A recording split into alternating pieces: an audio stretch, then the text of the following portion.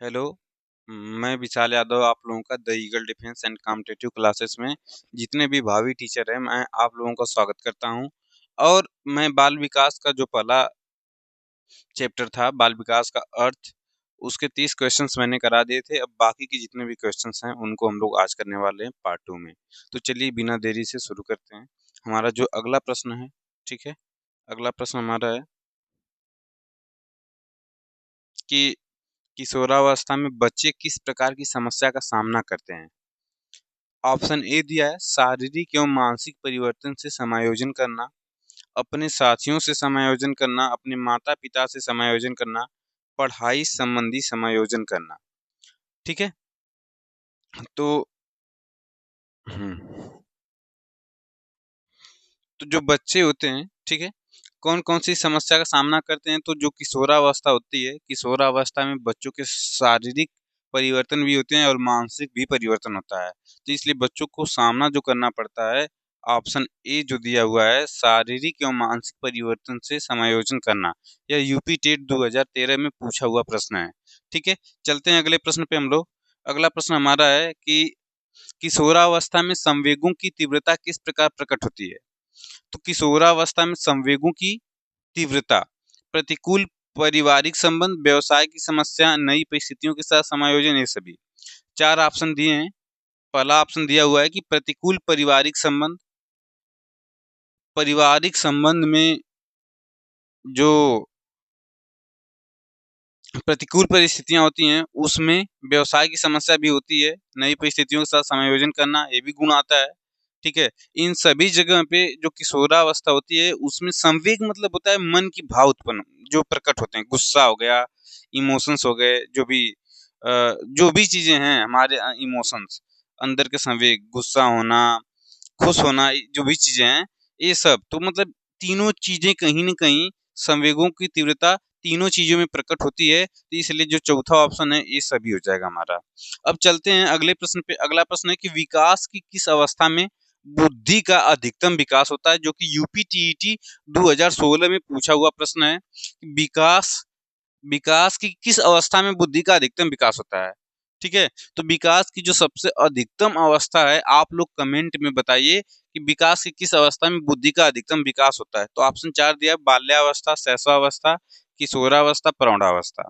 तो मैं आपको बताना चाहूंगा कि जो शैशवावस्था होती है इसमें बुद्धि का डेवलपमेंट होता है, और सबसे ज्यादा जो बुद्धि का डेवलपमेंट होता है वो हमारा ऑप्शन नंबर 3 है, किशोरावस्था। ठीक है, अगर देखा जाए चारों एज में तो दो एज हैं, एक शुरू में शैशवावस्था में बुद्धि का विकास होता है और जो सबसे ज्यादा अधिकतम विकास होता है तो किशोरावस्था में होता है।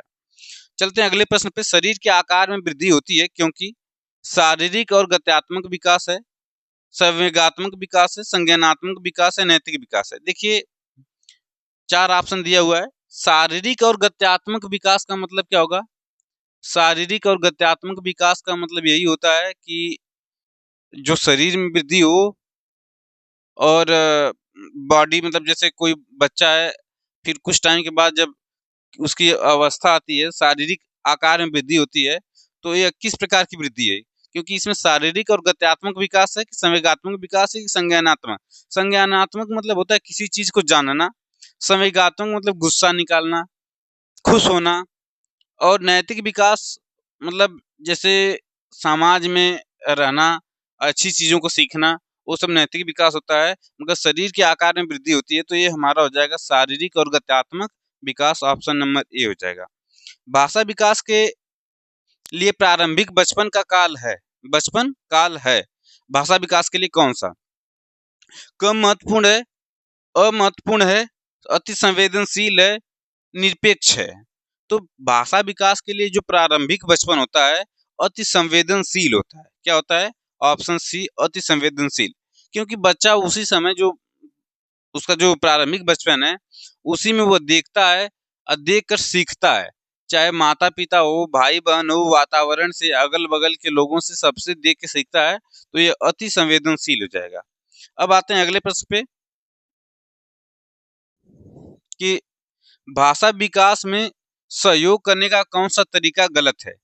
अच्छा, भाषा विकास मतलब बच्चे को सीखने में, तो भाषा विकास में सहयोग करने का कौन सा तरीका गलत है। बच्चे को बिना टोके प्रकरण पर बात करना, उसकी अपनी भाषा के प्रयोग को अमान्य करना, उसके प्रयोगों का समर्थन करना और भाषा के प्रयोग के अवसर उपलब्ध कराना। जैसे अगर कोई बच्चा है तो बच्चे को बिना टोके प्रकरण पर बात करना। अगर कोई मैटर है तो उस मैटर पे बच्चे को सुनना है, ठीक है, तो सुनना है। दूसरी चीज, उसकी अपनी भाषा के प्रयोग को अमान्य करना। अगर वह कोई किसी भी टूटी फूटी भाषा में बता रहा है उस चीज को, तो उसको पहले ही रिजेक्ट कर दे रहे हैं आप। फिर तीसरा है उसके प्रयोगों का समर्थन करना। वो भी जो भी चीजें करके आता है, टेस्ट करता है, तो उसको हम लोगों को समर्थन करना चाहिए। और भाषा के प्रयोग के अवसर उपलब्ध कराना, कहीं न कहीं उसको खोज के कोई न कोई भाषा का प्रयोग का हमको एक अपॉर्चुनिटी अवेलेबल कराना चाहिए। तो 3 चीज़ इसमें सही है, कौन-सा गलत है। अगर बच्चा जैसे ही अपने किसी भी भाषा का प्रयोग करता है तो उसको हम लोग जब रिजेक्ट कर देते हैं, तो इससे बच्चा क्या होगा, हतोत्साहित होगा। हतोत्साहित मतलब आगे उसका और मन नहीं लगेगा काम में, सीखने में। तो हम कहेंगे कि जो ऑप्शन नंबर 2 है, ये क्या हो जाएगा, हमारा सही हो जाएगा। चलते हैं अगले प्रश्न पे। अगला प्रश्न हमारा है कि सीखने की प्रक्रिया को प्रभावित करने वाला कारक है अनुकरण, प्रशंसा एवं निंदा, प्रतियोगिता। सीखने की प्रक्रिया जो होती है अनुगम कहलाती है, ठीक है। अब देखिए जो अनुकरण होता है, अनुकरण मतलब होता है किसी भी व्यक्ति को देख के सीखना, उसकी चीजों को सीखना। तो अनुकरण होता है किसी को मतलब फॉलो करके उससे सीखना। प्रशंसा एवं निंदा, तो जब किसी बच्चे को प्रशंसा एवं निंदा मतलब पुरस्कार वाली चीजें हैं, वहां से बच्चा सीख सकता है। प्रतियोगिता कंपटीशन के द्वारा भी बच्चा सीख सकता है। अगर बच्चे में कंपटीशन कराया जाए कि फर्स्ट सेकंड थर्ड या कोई भी चीज जल्दी कौन कर लेता है, तो उसमें बच्चे में जब प्रतियोगिता की भावना होती है, तभी भी वह क्या करता है, सीखता ही है। उसको ये भी चीज प्रभावित करती है। तो यहाँ पे जो ऑप्शन ए सभी दिया है, तो ऑप्शन नंबर क्या हो जाएगा, 4 ए सभी। ये यूपी टीईटी 2013 में पूछा हुआ था प्रश्न। अब हम लोग आते हैं संवेगात्मक विकास को प्रभावित करने वाले कारक हैं शारीरिक स्वास्थ्य, मानसिक योग्यता, थकान, ये सभी। देखिए संवेगात्मक विकास मतलब बच्चे में चिड़चिड़ापन, गुस्सा, प्यार, जो भी चीजें हैं, ये सब चीजें कहीं न कहीं शारीरिक स्वास्थ्य, अगर स्वास्थ्य अच्छा नहीं होगा तो बच्चा क्या करेगा, चिड़चिड़ापन हो जाएगा। मानसिक योग्यता, अगर मानसिक विकार है तभी भी प्रभावित होते हैं। थकान है तभी भी। तो ये सभी है यहाँ पे, इसीलिए हमने ऑप्शन नंबर जो 4 दिया ये सभी सही कर दिया है, सही होगा। अब आते हैं 39 नंबर। बच्चों के संज्ञानात्मक विकास को सबसे अच्छा तरीका कहाँ से परिभाषित किया जा सकता है? खेल के मैदान में। संज्ञानात्मक मतलब जानना, फिर विद्यालय एवं कक्षा में, ऑडिटोरियम में, गृह में।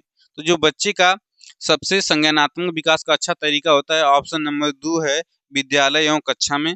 चलते हैं अगले प्रश्न पे। अगला प्रश्न है कि संवेग शब्द का शाब्दिक अर्थ होता है क्रोध और भय, स्नेह तथा प्रेम, उत्तेजना या भाव में उथल पुथल, इनमें से कोई नहीं। तो जो संवेग होता है, संवेग शब्द का शाब्दिक अर्थ होता है उत्तेजना या भाव में उथल पुथल। संवेग मतलब जो भी इमोशन है हमारे, मोमेंटम बोलते हैं।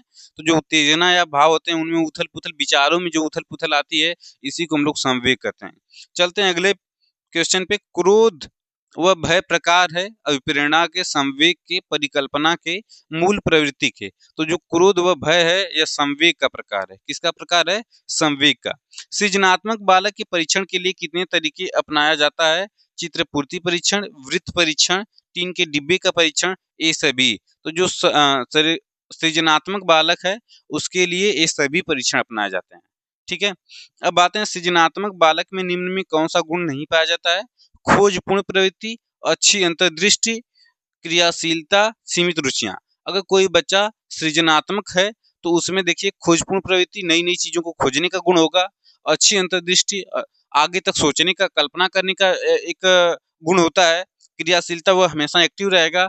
सीमित रुचियां, केवल उसमें एक ही चीज नहीं होगी, रुचियां उसमें बहुत ज्यादा होंगी। यहाँ पे लिख दिया सीमित मतलब बहुत कम रुचि। तो ये वाला ऑप्शन हमारा क्या हो जाएगा? सही। यही गुण नहीं पाया जाता है, सीमित रुचियां वाला। चलते हैं अगले प्रश्न पे। निम्नलिखित में से क्या बच्चे की सृजनात्मकता के विकास में सहायक नहीं है? खेल। देखिए जब बच्चा खेल खेलेगा तो उसमें वह अपने विचारों को इम्प्लीमेंट करेगा, लगाएगा, तो हमारा खेल भी यहाँ पे सही हो जाएगा।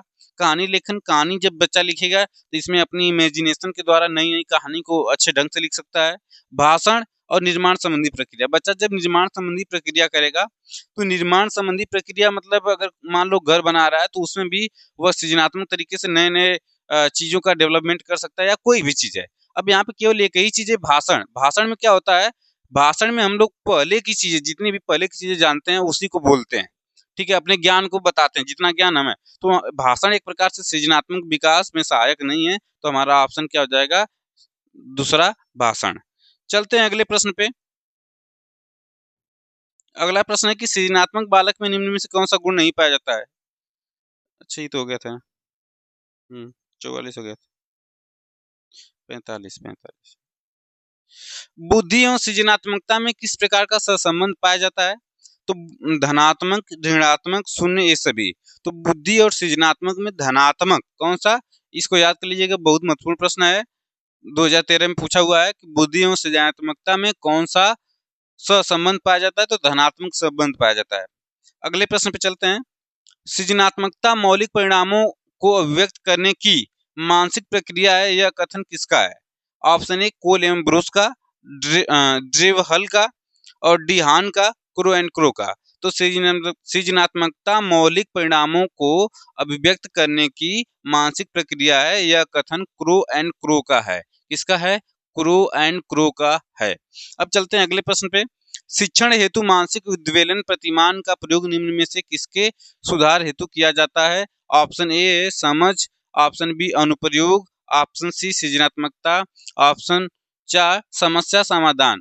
देखिए, मानसिक उद्वेलन मतलब दिमाग में जब बहुत सारे विचार आते हैं, बहुत सारे विचार आते हैं, तो वही होता है मानसिक उद्वेलन, ठीक है, फूट फूट के नए नए विचार आए, तो मानसिक उद्वेलन। तो इसका प्रतिमान का प्रयोग निम्न में से किसके सुधार हेतु किया जा सकता है, तो ऑप्शन समझ के सुधार में, अनुप्रयोग के, समस्या के, सृजनात्मकता के। तो इसका जो सही आंसर हो जाएगा सृजनात्मकता हो जाएगा। फिर अगला प्रश्न है कि गोलमैन निम्न में किससे संबंधित थे, तो सामाजिक बुद्धि से, संवेगात्मक बुद्धि से, आध्यात्मिक बुद्धि से, और सामान्य बुद्धि से। तो जो गोलमैन थे ये आपका संवेगात्मक बुद्धि से संबंधित थे। चलते हैं अगले प्रश्न पे। अच्छा, यहीं पे सारे प्रश्न होते हैं खत्म। मिलते हैं नए एपिसोड में, तब तक के लिए धन्यवाद। जय हिंद, जय भारत।